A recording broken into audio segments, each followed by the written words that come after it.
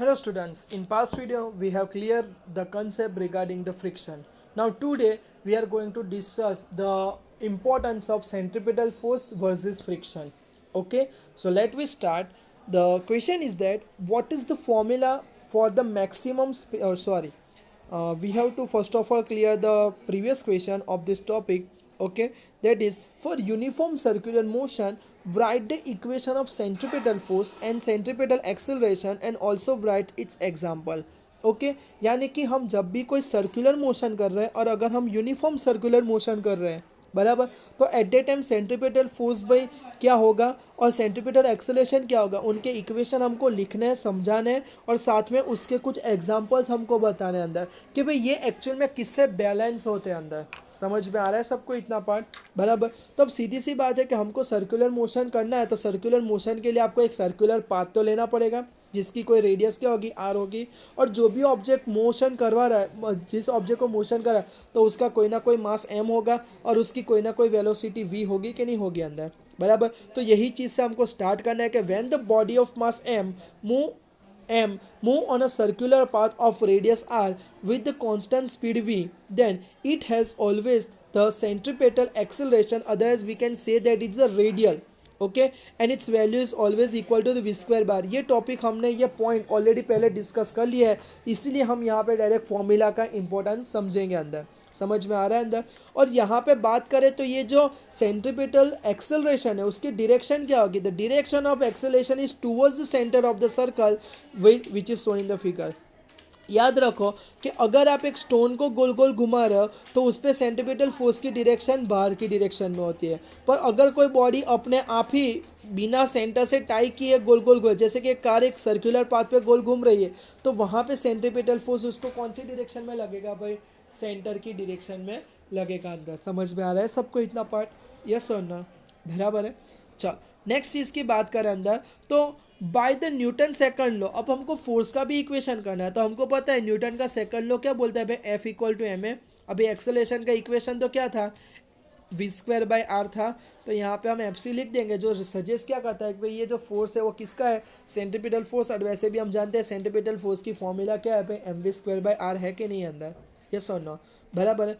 अब आगे बात करें तो ये सिचुएशन कौन कौन से भाई पार्ट में यूज़ हो रही है, तो बात करें प्लैनेट जो हमारा रिवॉल्व कर रहा है अंदर बराबर सन के अराउंड, तो वहाँ पे जो नेसेसरी सेंट्रीपिटल फोर्स है वो एक्चुअल में ऑफर किससे होता है, तो वो ग्रेविटेशनल फोर्स से होता है अंदर बराबर। उसी तरह बात करें कि एटम के अंदर न्यूक्लियस के अराउंड इलेक्ट्रॉन जो रिवॉल्व होते हैं अंदर बराबर, तो उनको नेसेसरी सेंट्रीपिटल फोर्स कहाँ से मिलता है अंदर, तो वो हमको पता है भाई इलेक्ट्रॉन और प्रोटॉन दोनों के बीच में क्या है भाई, अट्रैक्शन है अंदर, यानी कि इलेक्ट्रिकल फोर्स है। तो ये जो इलेक्ट्रिकल कोलम्बियन फोर्स है वो इसको यहाँ पे क्या करता है, ऑफर करता है, बैलेंस करता है अंदर। समझ में आ रहा है। And for vehicle moving on a level circular track, यानी कि कोई लेवल वाला यानी कि फ्लैट सर्कुलर ट्रैक है और वहाँ पे कोई अगर सर्कुलर मोशन कर रहा है, तो यहाँ पे सेंट्रीपिटल फोर्स है वो कौन प्रोवाइड करता है, जो टायर होता है और जो हमारा रोड होता है वो दोनों की सरफेस के बीच में जो प्रोड्यूस होता है फ्रिक्शन होता है, वो यहाँ पे क्या करता है, सेंट्रीपिटल फोर्स ऑफर करता है। देखो वो स्टोन वाले केस में तो क्या था, हम हाथ से उसको कंट्रोल करते थे अंदर बराबर है, पर यहाँ पे तो क्या है, ऐसा है कुछ नहीं अंदर। समझ में आ रहा है सबको इतना पर, यस और नो। चलो तो हम अपने फाइनली नेक्स्ट क्वेश्चन की ओर आगे बढ़े, तो क्या बोलता है कि obtain the formula for the maximum safe speed of a vehicle on a level curve road बराबर। तो सीधी सी बात है, हमको ऑब्टेन करना है, तो पहले जो चीज़ नेसेसरी वो तो हम डिफाइन करें कि सपोज भाई मेरा व्हीकल है उसका मास एम है, जो भी वो लेवल कर्व्ड रोड पे मोशन कर रहा है तो उसका जो रेडियस है वो आर है, और वो जो भी वेलोसिटी से कर रहा है उसको वी हम बोल दें बराबर। तो यही सारी चीज़ हमको इनिशियली डिफाइन करनी पड़ेगी। तो सबसे पहले आपको क्या बोला गया है कि in the figure vehicle is shown moving on a horizontal curve road and the mass of the vehicle is M and the radius to be what are बराबर। अब बात करें तो अगर व्हीकल मोशन कर रहा है सर्कुलर ट्रैक पे अंदर, तो उस पर जो एग्जर्ट होते फोर्स है वो कितने हो गए, टोटल 3 टाइप के फोर्स हो गए अंदर बराबर। पहला तो उसका डाउनवर्ड डायरेक्शन में वेट फोर्स होगा जिसको हम एम से रिप्रेजेंट करते हैं। दूसरा उसकी एग्जैक्टली अपोजिट डायरेक्शन में नॉर्मल रिएक्शन फोर्स होगा अंदर बराबर। अब यहाँ पे कार भले मोशन कर रही है पर वर्टिकली तो हम डिस्प्लेसमेंट है, वो तो खाली हॉरिजॉन्टली गोल गोल घूम रही है, वर्टिकली कर रहे हैं नहीं कर रहे। तो वो कब पॉसिबल है कि जब भी एम जी और एन एक दूसरे को क्या करते हो, बैलेंस करते हो। अगर वो अनबैलेंस होंगे तो हमारी कार ऊपर नीचे भी थोड़ी करेगी, कुत्ती कुत्ती जाएगी, पर प्रैक्टिकली तो ऐसा होता नहीं है अंदर।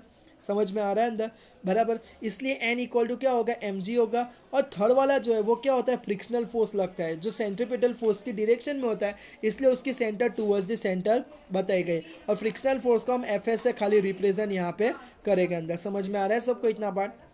अब बोल क्या रहे हैं कि here the frictional force between the tyre and road surface is provide the necessary centripetal force. तो सीधी सी बात है, हमारा एफ सी का इक्वेशन क्या होगा भाई, M V square divide by R होगा, क्योंकि सेंट्रीपिटल फोर्स का इक्वेशन ये है। और ये ऑफर कौन करता है भाई, ये सपोर्ट किसको करता है, बराबर। तो हमारा जो फ्रिक्शन फोर्स है उसको ही करता है अंदर। समझ में आ रहा है। तो हमको फ्रिक्शन की बेसिक थियरी इतना पता है कि भाई आप जितना फोर्स लगाओगे उतना फ्रिक्शन प्रोड्यूस होता है, पर फ्रिक्शन कहाँ तक प्रोड्यूस होता है, जब तक वो मैक्सिमम लिमिट तक पहुँच ना जाए, बराबर। अगर वो मैक्सिमम लिमिट से ज़्यादा हम ज़्यादा फोर्स लगा रहे हैं या तो फिर ज़्यादा इफेक्ट हमको दिख रही है, तो फिर यहाँ पे क्या होगा कि हमारा रिजल्टेंट फोर्स अनबैलेंस हो जाएगा। और अनबैलेंसिंग की जो डायरेक्शन होगी वो डायरेक्शन में ऑब्जेक्ट को क्या लगेगा, धक्का लगेगा कि नहीं लगेगा अंदर।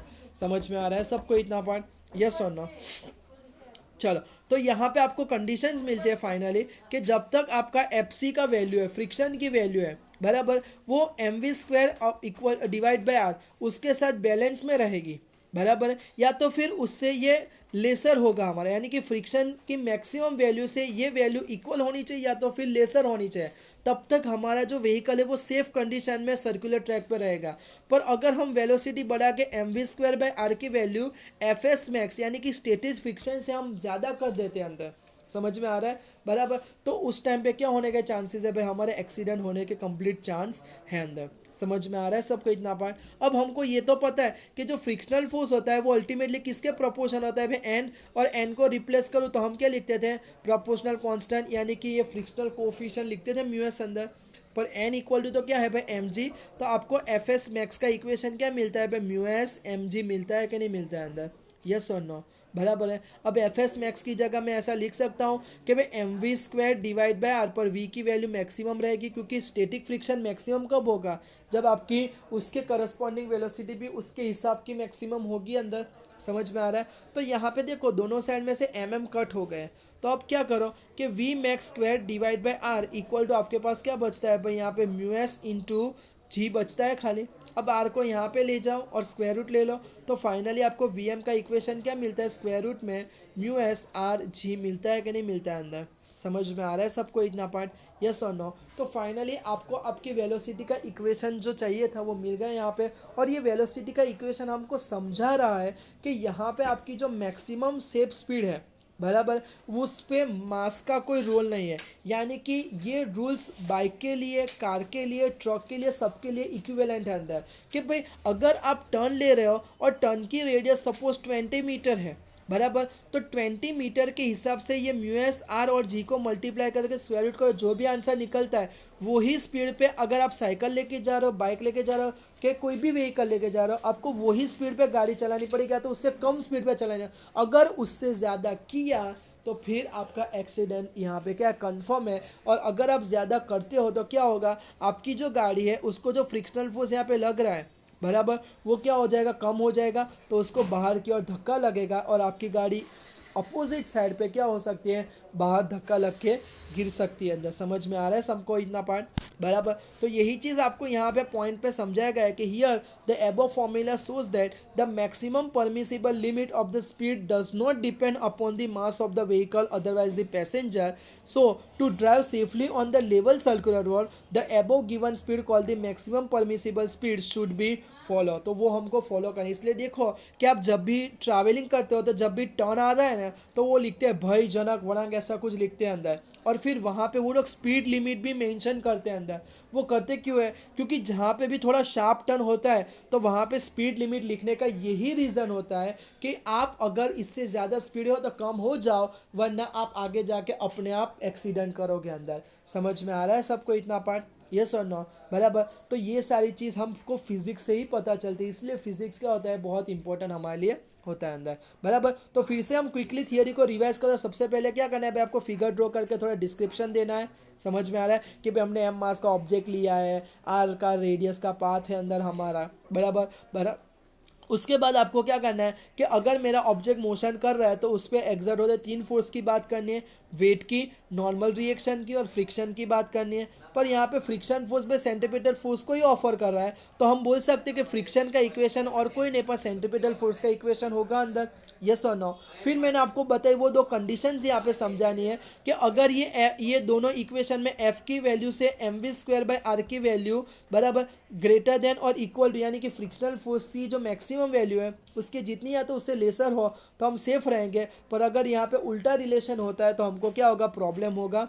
अब हमको पता है फ्रिक्शनल फोर्स का दूसरा इक्वेशन क्या है, म्यू एस एन है, एन की जगह एम जी क्यू लिखते हैं, वो हमने समझाया था, वो लिख देने का अंदर। और एफ एस का जो इक्वेशन है वो लिख देने का। और फिर आपको क्या करना है कि आपका जो वेलोसिटी है उसका आपको क्या करना है भाई, इक्वेशन बनाना है। और फिर आपको ये दो स्टेटमेंट खास लिखने हैं अंदर कि भाई अगर सेफ स्पीड से जाना है तो वी मैक्स फॉलो करो, और ये मास पे डिपेंडेंट करता नहीं अंदर। समझ में आ रहा है सबको इतना पार्ट, बराबर। तो फाइनली हमने ये समझ लिए, इसीलिए हमारा दिमाग भी क्या होता है कि जब भी टर्न आता है तो हम अपने आप अपनी जो स्पीड होती है वो क्या करते हैं, कम करते हैं। क्यों करते हैं, कि हमारा एक्सीडेंट ना हो जाए अंदर। समझ में आ रहा है अंदर, बराबर। पर अगर हमको ऑटोमेटेड कार बनानी होगी तो ये प्रिंसिपल हमारे लिए ज़्यादा इंपॉर्टेंट हो जाता है कि नहीं हो जाता है, बराबर। और याद रखना यहाँ पे आपकी टायर की डिज़ाइन भी रोल कर जाती है, क्योंकि उसके सरफेस कैसी है उस पर हमारा म्यूएस डिपेंड करता है अंदर।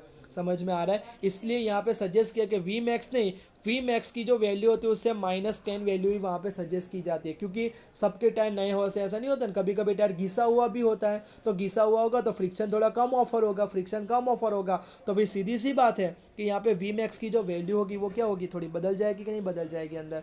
समझ में आ रहा है सबको इतना पार्ट, बराबर।